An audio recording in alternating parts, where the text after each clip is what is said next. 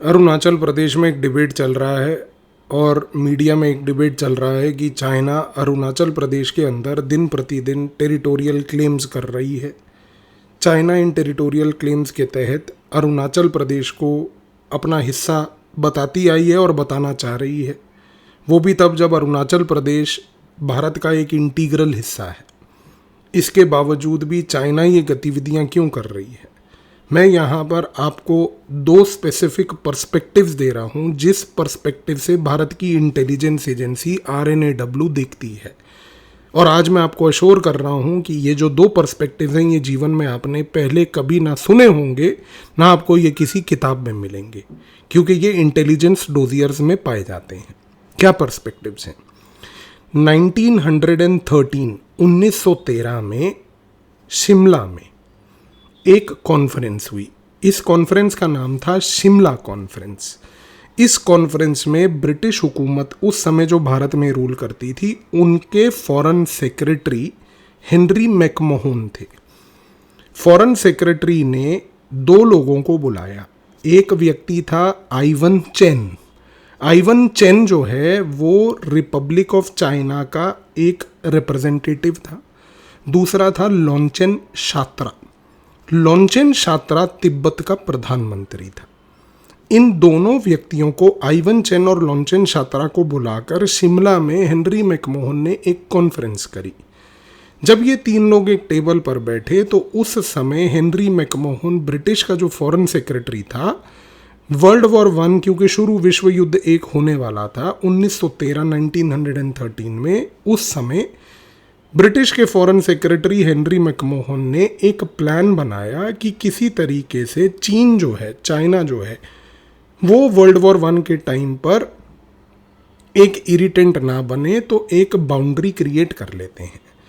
इस बाउंड्री में उसने एक मैप बना के रखी थी। वो मैप उसने लॉन्चेन शात्रा, प्रधानमंत्री तिब्बत को दिखाई।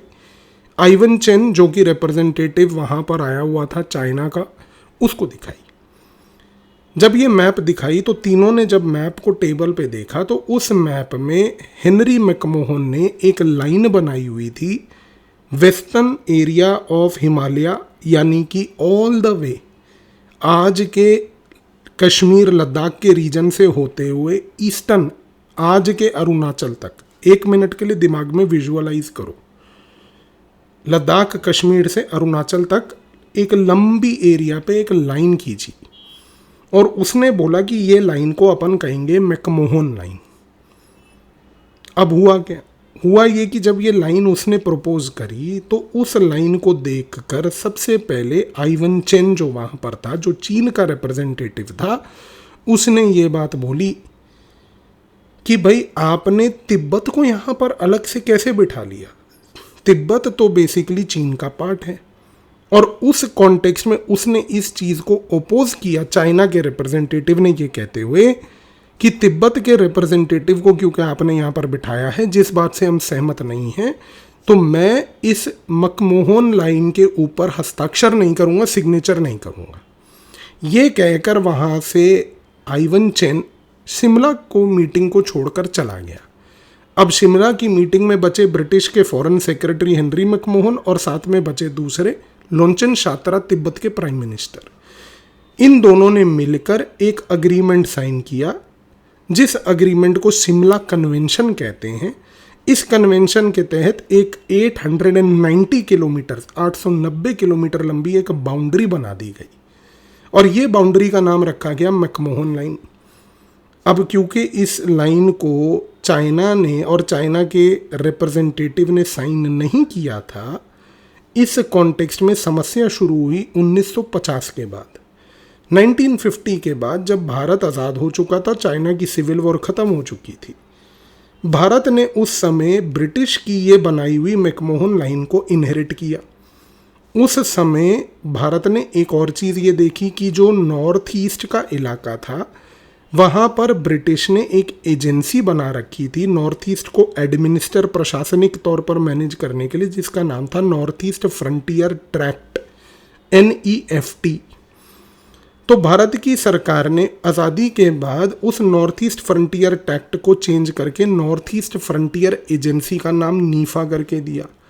जब ये नीफा की एजेंसी बनी, इस नीफा की एजेंसी ने पहली बात पूरे नॉर्थ ईस्ट और खास करके जो आज अरुणाचल प्रदेश का हिस्सा है उसको प्रशासनिक तौर पर एडमिनिस्टर करने की मुहिम चलाई।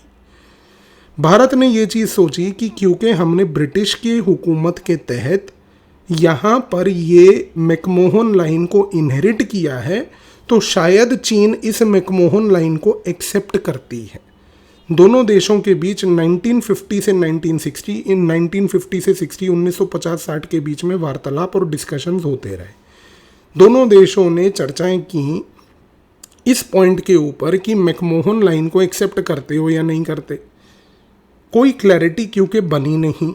इस कॉन्टेक्स्ट में एक चीज़ तो स्पष्ट हो गई, भारत को ग्रेजुअली 1950 1950s के एंड तक आते आते ये क्लैरिटी मिल गई कि चाइना मैकमोहन लाइन को एक्सेप्ट करने के लिए तैयार नहीं है। इस पर्टिकुलर नॉन एक्सेप्टेंस के बाद चाइना का गेम स्टार्ट हुआ। चाइना ने धीरे धीरे तिब्बत को, पहले तो उसने 1950s में इलीगली ऑक्यूपाई किया, क्योंकि तिब्बत जो है वो ऑलरेडी मिडीवल टाइम्स में हिस्टोरिकली एक इंडिपेंडेंट कंट्री थी। जैसे पाकिस्तान ने इलीगली बलूचिस्तान को और खैबर पख्तूनवा के उन कुछ ट्रैक्ट्स को, इसके साथ साथ इलीगल तरीके से कश्मीर को ऑक्यूपाई किया था, उसी तरीके से चाइना ने 1950s में पहले तो तिब्बत को इलीगली ऑक्यूपाई किया। इसी रीज़न से पाकिस्तान और चाइना के बीच की एक अंडरस्टैंडिंग हमेशा बैठती है, क्योंकि दोनों इलीगल ऑक्यूपायर्स हैं। इसी रीज़न से आप देखिए कि ये दोनों इलीगल ऑक्यूपेशन को लेकर कभी अपोज नहीं करते एक दूसरे को, क्योंकि दोनों के कच्चे चिट्टे खुल सकते हैं। चाइना ने जब ये चीज़ को करा कि उसने इलीगली तिब्बत को ऑक्यूपाई करा, इस इलीगल ऑक्यूपेशन के बाद क्योंकि Tibet all the way Ladakh से लेकर अरुणाचल तक फैला हुआ है, अगर आप मैप में देखें तो एक चीज़ स्पष्ट हो जाती है कि चाइना आज की डेट में ये बात अब समझ चुका है बहुत क्लियर कट तरीके से कि चाहे जो मर्जी हो जाए, मैकमोहन लाइन को तो हम एक्सेप्ट कर ही नहीं सकते। आज चाइना इसी रीज़न से पहली बात अरुणाचल प्रदेश में ऊट पटांग प्रकार की हरकतें करता है, जिसको मिलिट्री लैंग्वेज, इंटेलिजेंस लैंग्वेज में कैर्टोग्राफिक अग्रेशन बोलते हैं। कैर्टोग्राफिक अग्रेशन का मतलब होता है एक मैप के ऊपर करी गई अग्रेशन। मैप के ऊपर करी गई अग्रेशन का मतलब है कि आप देखिए कि चीन बार बार क्या करता है, अरुणाचल प्रदेश में या तो स्थानों का नाम बदल देगा या वहाँ पर अलग अलग प्रकार से मैप में दिखाने की कोशिश करेगा कि अरुणाचल पूरा उसी का साउथ तिब्बत का हिस्सा है। अब यहाँ पर दो चीज़ें समझिए जो भारत की इंटेलिजेंस जानती है और जो शायद मुझे लगता है कोई इस YouTube के माध्यम पर वीडियो में आपको नहीं बता सकता, और ना ही कहीं किताब में आपको ये दो पॉइंट्स मिलेंगे। पहला, चाइना मैकमोहन लाइन को पहली बात एक्सेप्ट क्यों नहीं करती?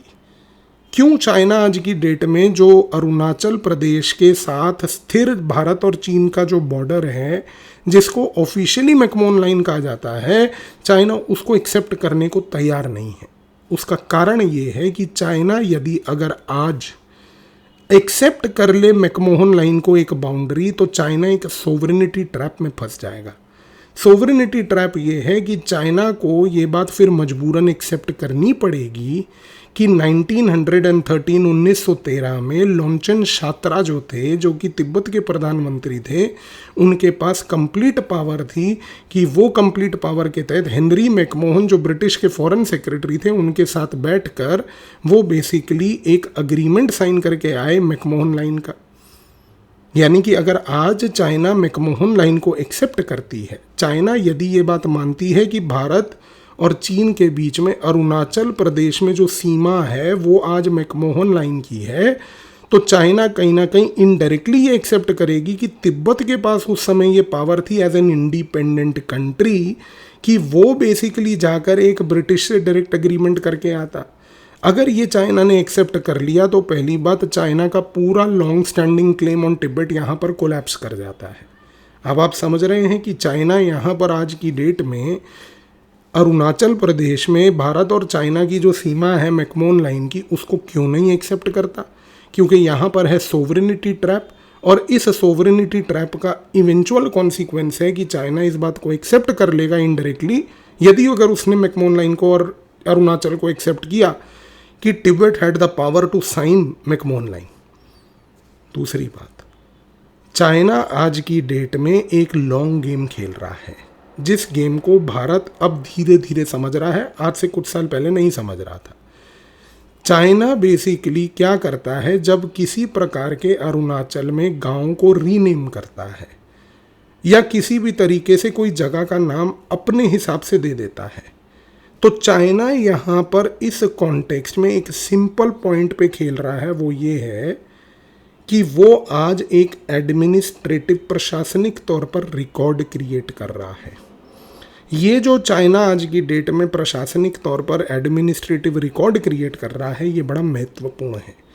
ये महत्वपूर्ण इसलिए नहीं है क्योंकि चाइना इन नेम्स से गेम आज खेल रहा है। चाइना एक चीज़ जानता है, अगर आपने कोई किताब जीवन में चाइना के इतिहास को पढ़ी है, और अगर आपने चाइना के एंशंट टाइम्स से लेकर आज तक की, मैंने 7 किताबें जो हैं वो लगभग पढ़ी हैं चाइना के इतिहास को लेकर, एंशंट टाइम से लेकर आज तक सारी किताबों का थीम कॉमन था। एक पॉइंट मैंने हमेशा उन किताबों में ऑब्जर्व करा है, और वो ये है कि चाइना का गेम बिल्कुल स्पष्ट है। वो एक लॉन्ग टर्म गेम के तहत इन जगहों के नाम बदलकर अपने एडमिनिस्ट्रेटिव रिकॉर्ड्स तैयार कर रही है।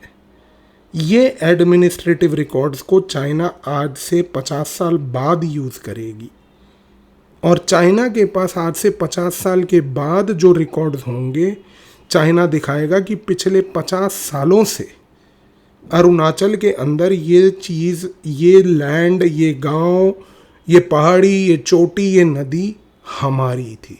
और ये देखिए हमारे पास प्रशासनिक रिकॉर्ड्स हैं उसको लेके। अगर आपने आज चाइना के साउथ चाइना सी के इशू को समझा है, मैं अपने यूपीएससी के विद्यार्थियों को जब इंटरनेशनल रिलेशंस का कोर्स पढ़ाता हूँ, अगले महीने वैसे नया कोर्स भी आने वाला है उन लोगों के लिए, जब मैं ये कोर्स पढ़ाता हूँ मैं उनको वहाँ पर साउथ चाइना सी की प्रॉब्लम समझाता हूँ, और इस साउथ चाइना सी की प्रॉब्लम को मैं समझाते हुए उनको ये बात बताता हूँ बहुत केयरफुली कि चाइना ने साउथ चाइना सी में पिछले 14 सालों से जो प्रकार की रिकॉर्ड मैन्युफैक्चरिंग की है, चाइना आज अंतर्राष्ट्रीय स्तर पर उसका प्रयोग कर रहा है। इस गेम को समझिए। चाइना जो इस मोमेंट पर अरुणाचल प्रदेश में ये अलग अलग तरीके से नामों को चेंज कर रहा है, वो अगले 50 साल के लिए रिकॉर्ड प्रिपेयर कर रहा है। 50 साल के बाद चाइना रिकॉर्ड्स को लेकर विश्व के सामने खड़ा होगा और कहेगा ये एरियाज प्रशासनिक तौर पर हमारे थे, तो भारत इन पे क्लेम कैसे कर सकता है। और 50 साल के बाद चाइना की पोजीशन आप अंतर्राष्ट्रीय स्तर पर सोच लीजिए, अमेरिका कहीं का नहीं होगा और चाइना विश्व को डोमिनेट कर रहा होगा। उस कॉन्टेक्स्ट में विश्व का कौन सा देश ऐसा होगा जो चाइना के साथ खड़े होकर उसकी हाँ में हाँ नहीं मिलाएगा। जैसे कुछ नौकर देश आज की डेट में अमेरिका के और इसराइल के आगे खड़े होकर हाँ में हाँ मिलाते हैं उनके। इस चीज़ को समझने की कोशिश कीजिए। इसी रीज़न से मैंने आपको क्या बोला कि भारत की सरकार इस चीज़ को अब धीरे धीरे समझ रही है। इसीलिए कुछ दिन पहले भारत की सरकार ने लिस्ट जारी करके 27 प्लेसेस पे भारतीय नेम्स उन जगहों के रिकॉर्ड कीपिंग के लिए एक रिकॉर्ड को जारी किया। क्योंकि अगर चाइना रिकॉर्ड मैन्युफैक्चरिंग कर रही है तो भारत भी रिकॉर्ड मैन्युफैक्चरिंग करेगी। 50 साल के बाद भारत भी आज की डेट में खड़े होकर यही बात बोलेगी।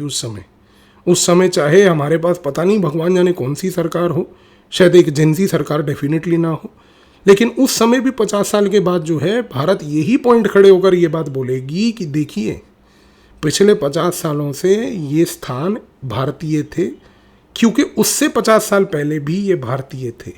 तो आपके पास जो रिकॉर्ड है वो इलीगल है। जिसने ये 2 पॉइंट समझ लिए जो मैंने इस वीडियो में आपको बताने की कोशिश करी, इसके बाद मुझे नहीं लगता कि चाइना के अरुणाचल के गेम को अब इस वीडियो के बाद आपको समझने में कभी कोई कष्ट आएगा।